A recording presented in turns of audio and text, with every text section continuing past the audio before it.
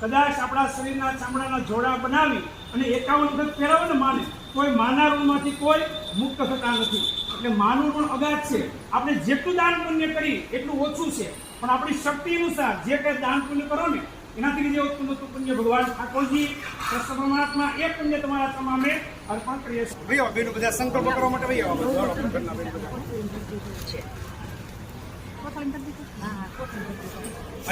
તુલસી પાન રાખો.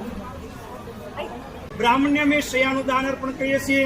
કાશ્ય પાત્ર દાન, તામ્ર પાત્ર દાન, વસ્તુ દાન, ગૌ દાન, પદ દાન, અન્ન દાન, સિદ્ધ દાન, દક્ષિણા દાન એનાથી જે ઉત્પન્ન થતું પુણ્ય ભગવાન કૃષ્ણ પરમાત્મા એ પુણ્ય નર્મદા બાના આત્માના કલ્યાણ તમારા ચરણમાં અર્પણ કરી યથાશક્તિ ભક્તિ સારહ શયાદાન સંકલ્પ દાન પુણ્ય સંકલ્પ તેન પુણ્ય સે ભગવાન કૃષ્ણાર્પણ વસ્તુ બોલ્યા જપ દે તેન પુણ્ય સે ભગવાન કૃષ્ણાર્પણ વસ્તુ તેન પુણ્ય તેન પુણ્ય સે ભગવાન કૃષ્ણાર્પણમસ્તુ પધરાઈ ગયો આમાં. તેન પુણ્ય સે ભગવાન કૃષ્ણાર્પણમસ્તુ. તેન પુણ્ય બાને અંત વેળાએ આપણે મોળાણું ન હોય, એને પાણી ન પીવડાવવું હોય, એની સેવા ન થઈ હોય તો પણ માવતરના ઋણમાં આપણે રહી તો એના ઋણમાંથી મુક્ત થવા માટે એક પ્રદક્ષિણા કરવી છેલ્લું આ કાર્ય કહેવાય. કારણ કે માનું ઋણ અગાધ છે. ગમે એટલું આપણે મા પ્રત્યે કરીએ તો પણ એના ઋણમાંથી મુક્ત થતા નથી. એટલે માના ઋણમાંથી મુક્ત થવા માટે છેલ્લી એક પ્રદક્ષિણા કરવાની. જે કાંઈ ભગવાનની શક્તિ પ્રમાણે આપણે આપ્યું એ પ્રમાણે દાન પૂર્ણ કરજો.